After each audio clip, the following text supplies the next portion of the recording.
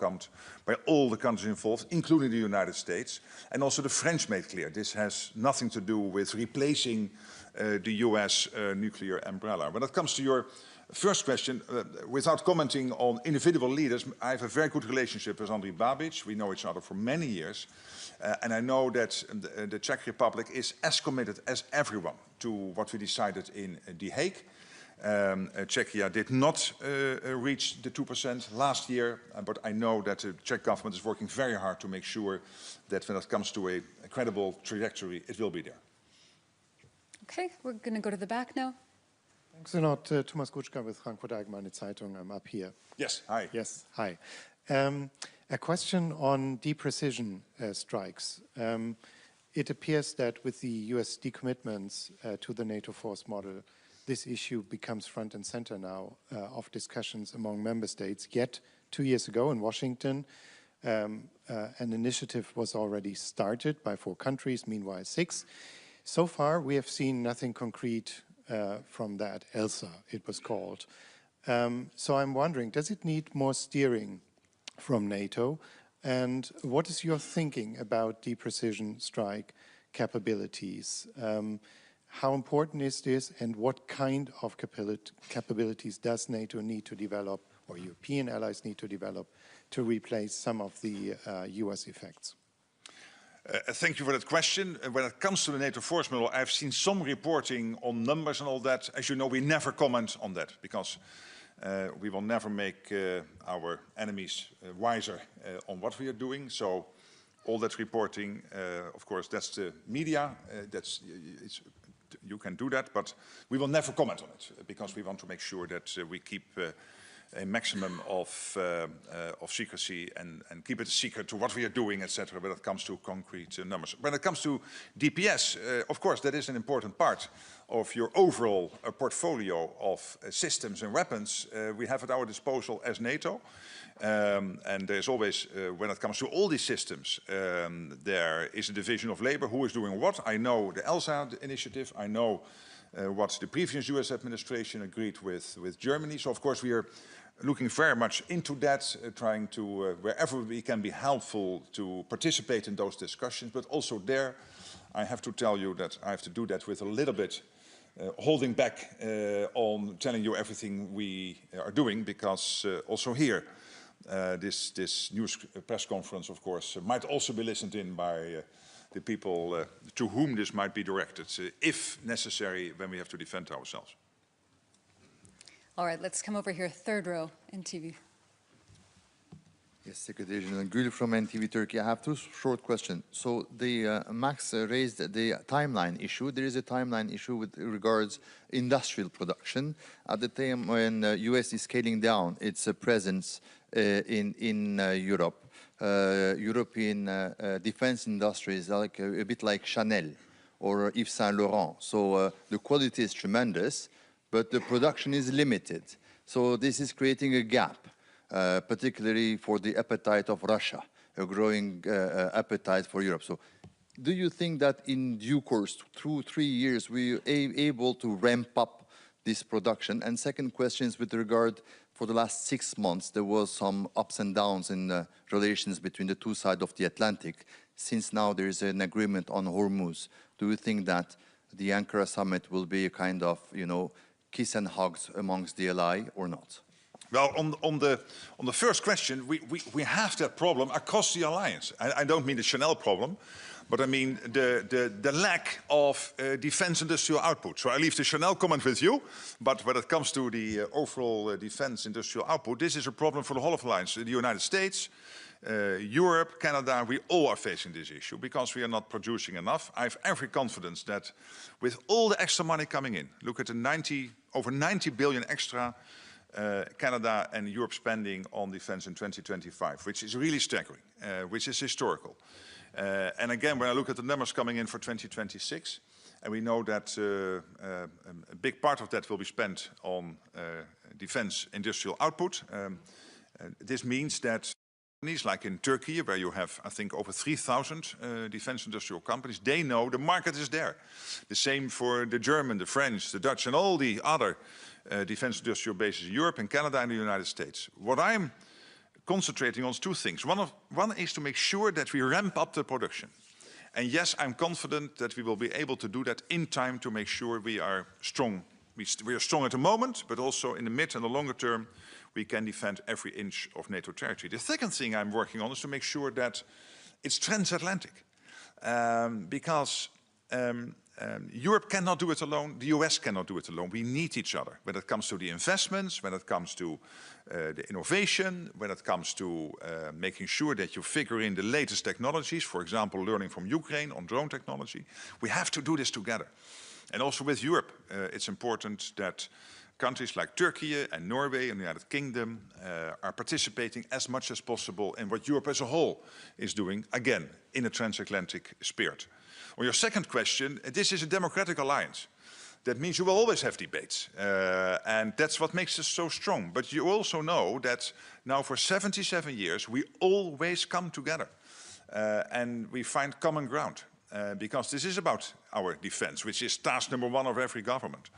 And we are there to defend the United States, Canada, Europe, to make sure that nobody could ever mount a successful attack against us. Okay, let's come over here. Fourth row, Terry. Thank you very much, Terry Schultz with Hi, DW. Hi. Are you concerned by reports most recently voiced by Kaja Kallas that China is training Russia, that the involvement of China is greater than was previously known? I mean, they're not. Is this lethal assistance or not?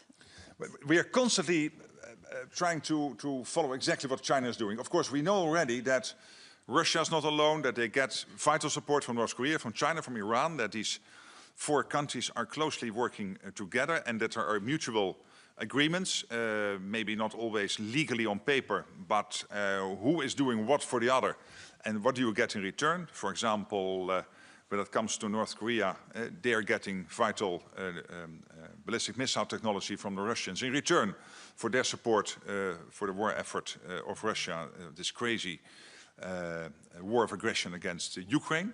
When it comes to China, what we know, of course, is the sanctions circumvention, the dual-use goods, etc. We are not naive. We follow everything exactly. I cannot tell you more at this moment, or at least in this open press conference, but you can be assured that we follow every... yeah, so we have to do this in a private meeting, but then still you want to report it, so I might still have to hold back a bit. Okay, and just next to her in the green. Good morning, Alice Tidy for Euractiv.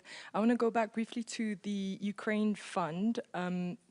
Has the US indicated that it plans to participate in this fund? Because I understand they stopped all donations to Ukraine a couple of years ago, so will they put money on the table? And then second question, apart from this fund, which could be one of the main deliverables of the summit, with 3 weeks away, what does a successful summit outcome look to you?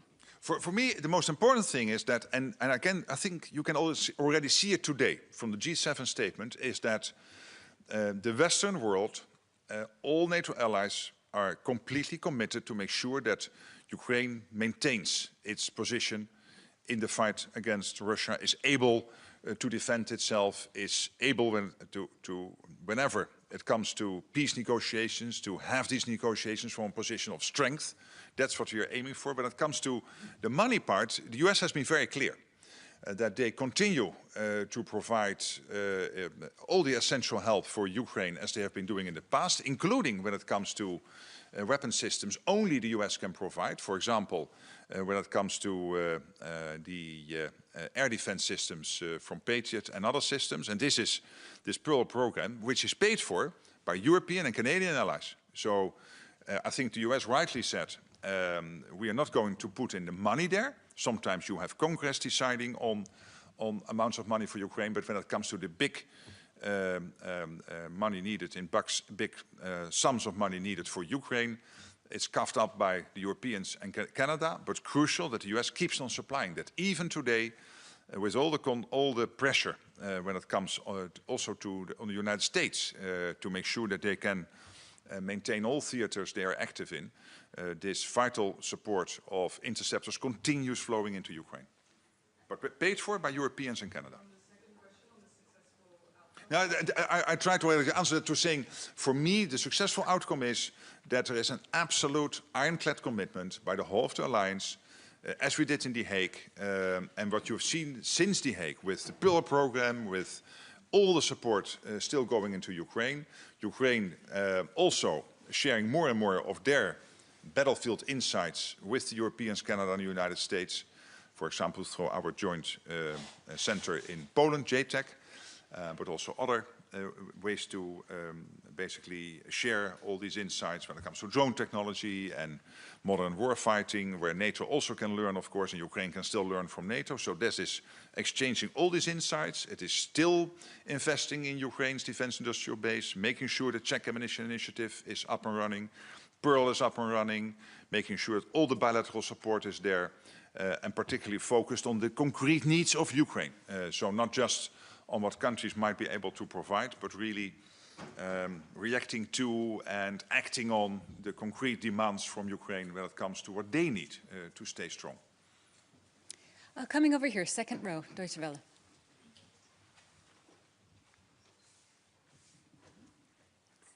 Ksenia Polska, morning, it's still morning, I'm checking. Ksenia Polska, Deutsche Welle, Russian and Ukrainian Service. Secretary General, considering the need for the European allies to take over more responsibility from the United States and invest more in their own defense, how do you make sure this does not compete with continuous military support to Ukraine?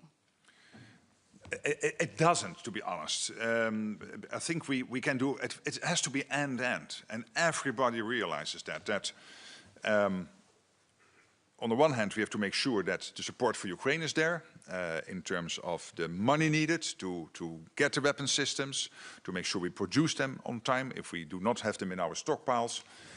But at the same time, making sure that we build up as rapidly as possible our own. I think, are you from Poland yourself?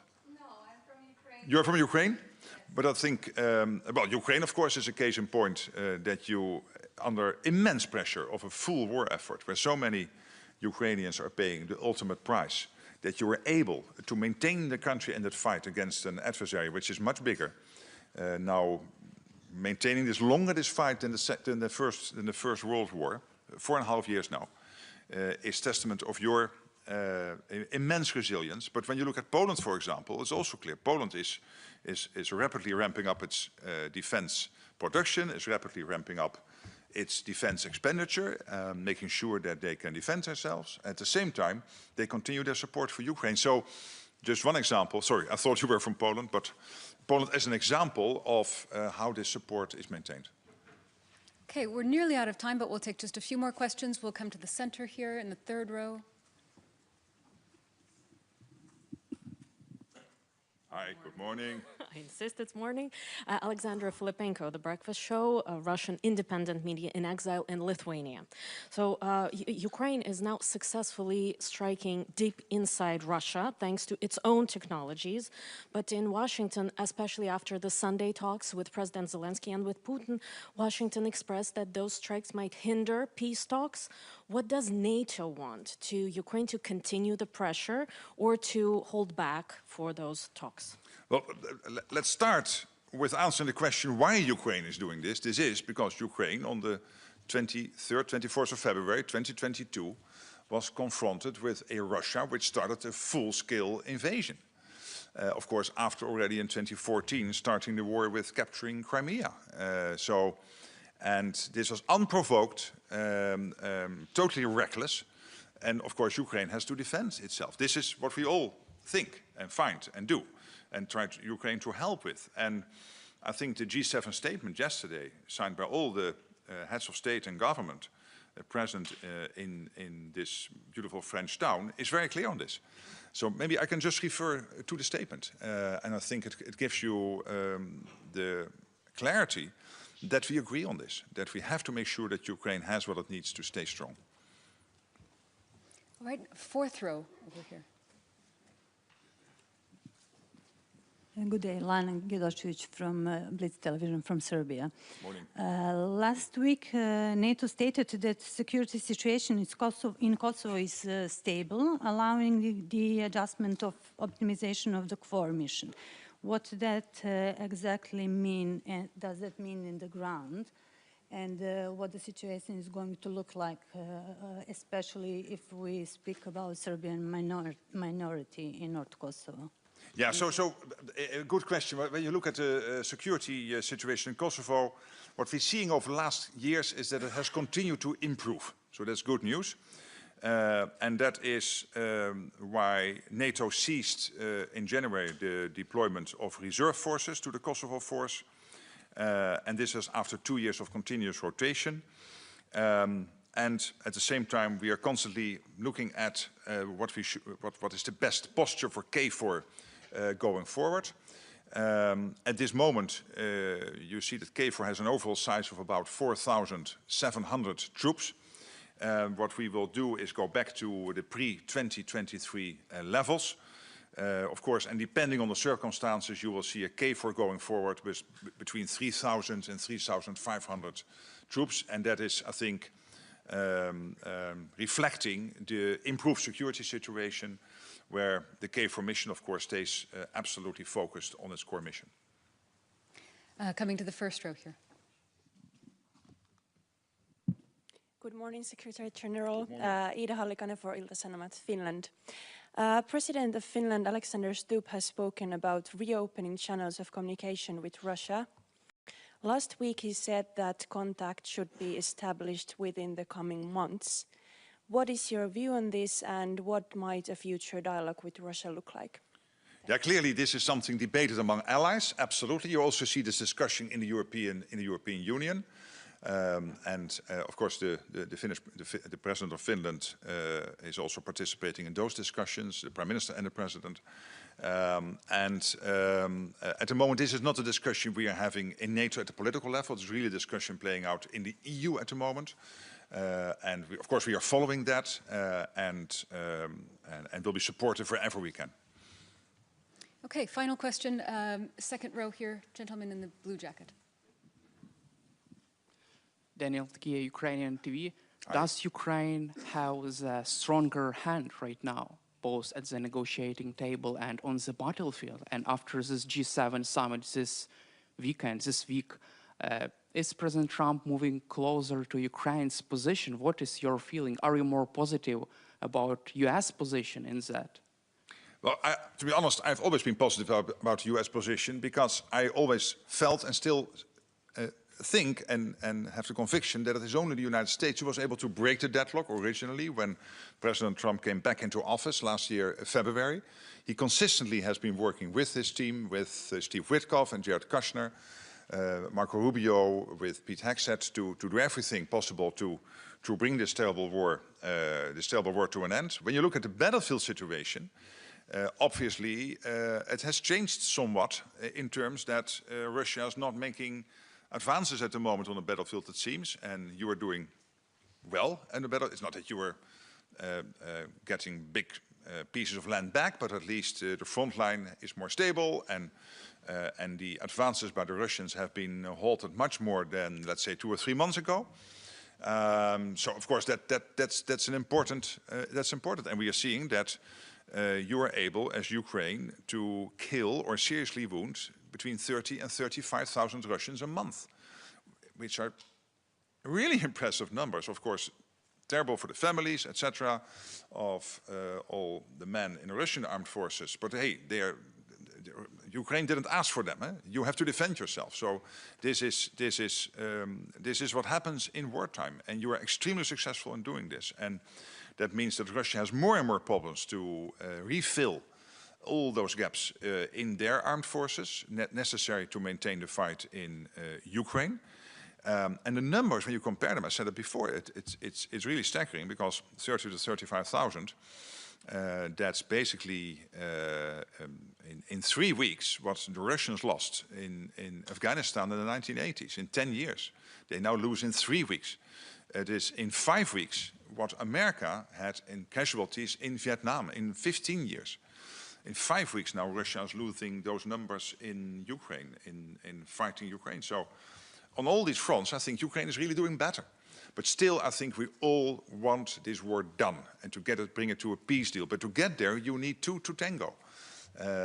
Your president is willing to tango, is willing to get to a negotiating table, but clearly the Russian president, Vladimir Putin, so far is not. And here the American president is, I think, playing a very positive role now for a year and a half in trying to get this war done.